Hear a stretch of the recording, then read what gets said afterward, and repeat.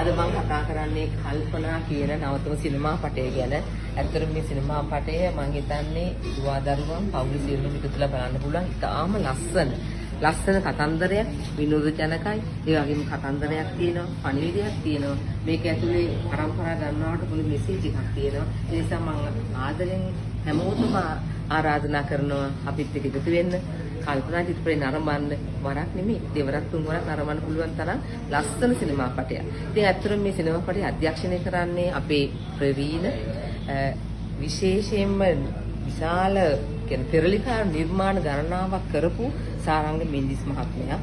මම ඔහුත් ගොඩක් කාලයක් වැඩ කරලා තියෙනවා. මම හිතන්නේ ඔහුගේ නවතම සිනමා පටය මේ සිනමා පටය මම හිතන්නේ ඔහු කරන්නේ මුළු ලංකාවට විතරක් නෙමෙයි මුළු ලෝකයටම නරඹන්න පුළුවන් තාම ලස්සන අලංකාර සිනමා පටයක් කියලා අපිට තේරෙනවා අපි වැඩ කරගෙන යනකොට. මේකට සම්බන්ධ වෙනවා සීෆික්ස් ආයතනයේ. ඇත්තටම ඔහුට ස්තුතිවන්ත වෙන්න ඕන මේ වෙලාවේ අසිත ප්‍රදීප් දිනුවන් මේ කරන කාර්යභාරය. මොකද මේ වගේ වකවානුවක මේ වගේ කාර්යභාරයක් කිරීම ඉච්චරම ලේසි වැඩක් නෙමෙයි. ඉතාම භාරදූර කාර්යයක් වුන් මේ කරන්නේ. ඔවුන් නිසා තමයි අපි කල්පනා දකින්නේ. ඒ නිසා තමයි අපි කල්පනා ආරම්භන ඔයාලට අවස්ථාව ලැබෙන්නේ. ඒ නිසා මම ඉතින් ආදරයෙන්ම ආරාධනා කරනවා අපිත් එක්ක එකතු වෙන්න. අපි දිගටම කල්පනා කරමු. මම හිතන්නේ මෙතනින් නවතින්නේ නැහැ. මේ ඉස්සරහට තව මේ කට්ටිය සිනමා අපට විශාල ගණනක් මේ වෙනකොට ලෑස්ති කරලා තියෙනවා කරන්නට. විවිධාකාර විවිධ කතන්දර විවිධ ශිල්පීන් යොදවා ගනිමින් ඒ වගේ ලස්සන දේවල්.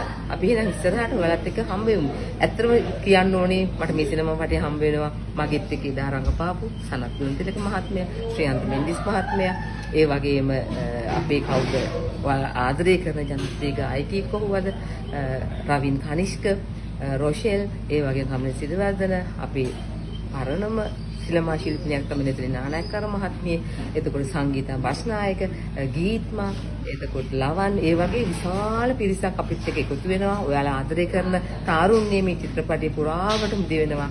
එහෙනම් ඉතින් ඔන්න අපිත් එක්ක එකතු වෙන්න. ආදරේ ඔයාලට හැමදාම.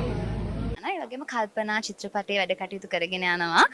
කල්පනා චිත්‍රපටයේත් එක්ක පොඩ්ඩක් බිසි වෙලා ඉන්නවා මේ ටිකේ.